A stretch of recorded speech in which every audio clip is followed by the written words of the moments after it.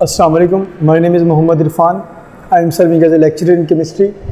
आज हम hydration energy के बारे में पढ़ेंगे। हाइड्रेशन एनर्जी एक एग्जामिनेशन पॉइंट ऑफ व्यू से काफ़ी इंपॉर्टेंट टॉपिक है। आजकल लॉन्ग क्वेश्चन के तौर पर ज़्यादा आता है। इसको समझते हैं, हाइड्रेशन एनर्जी क्या है। पहले तो एक बात ज़हन में रखें, ये amount of heat released, amount of heat evolve, यानी कि एक बात ज़हन में रखें, हाइड्रेशन एनर्जी एक्सोथर्मिक होगी। हाइड्रेशन जो है, हाइड्रेशन एनर्जी जो है, ये एक्सोथर्मिक प्रोसेस होता है। एक्सोथर्मिक प्रोसेस है तो इसका मतलब है कि हीट रिलीज होगी। अब एक मोल आयन को हम क्या करते हैं, डिसॉल्व करते हैं। एक मोल गैसियस आयन को जब आप क्या करेंगे, एक्सेस ऑफ वाटर के अंदर डिसॉल्व करेंगे। जब एक्सेस ऑफ वाटर में डिसॉल्व करेंगे तो इनफाइनाइटली डाइल्यूट सॉल्यूशन बनेगा। इस प्रोसेस के दौरान जितनी हीट रिलीज हुई है वो हाइड्रेशन एनर्जी है। यानी कि हम एक मोल गैसियस आयंस को एक्सेस ऑफ सॉल्वेंट में डिसॉल्व कर दें, उसके नतीजे में क्या बने, इनफाइनाइटली डाइल्यूट सॉल्यूशन बने। इस प्रोसेस के दौरान जो एनर्जी रिलीज हुई वो हाइड्रेशन एनर्जी हो। इनफाइनाइटली डाइल्यूट सॉल्यूशन क्या होता है? आपके पास ये कंटेनर है, इस कंटेनर में सपोज करें कोई सल्यूट है।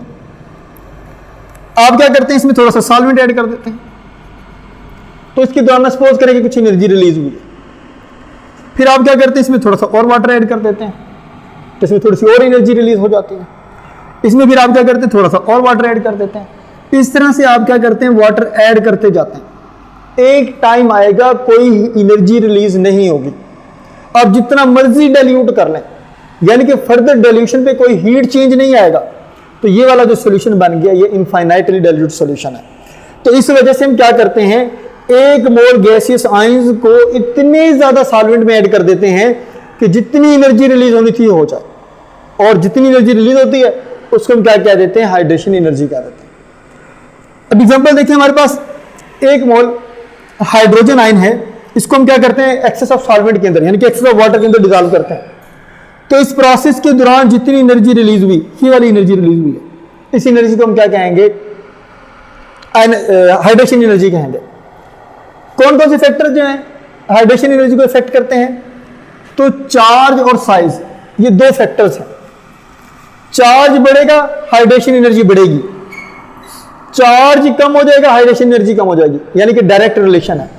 साइज की बात करें तो हाइड्रेशन एनर्जी का रिलेशन उलट है। साइज बढ़ेगा, हाइड्रेशन एनर्जी कम होगी।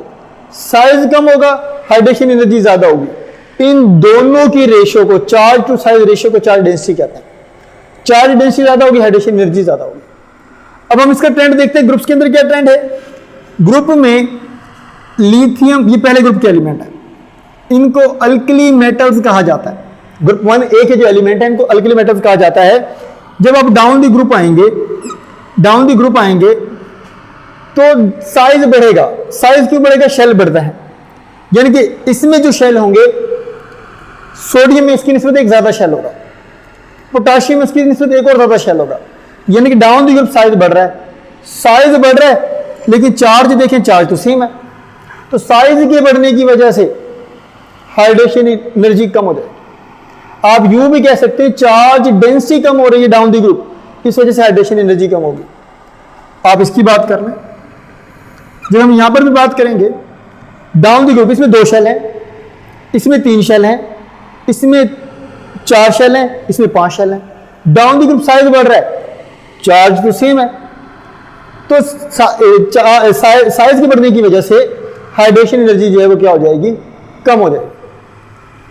पीरियड्स की अंदर बात करें, अब यहां पर चार्ज देखें, +1 है, यहां पर +2 है, यहां पर +3 है, चार्ज इंक्रीज हो रहा है।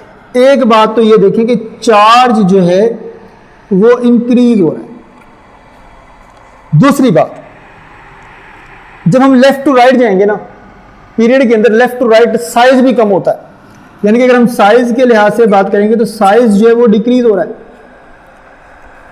चार्ज बढ़ रहा है, चार्ज बढ़ेगा तो हाइड्रेशन एनर्जी बढ़ेगी।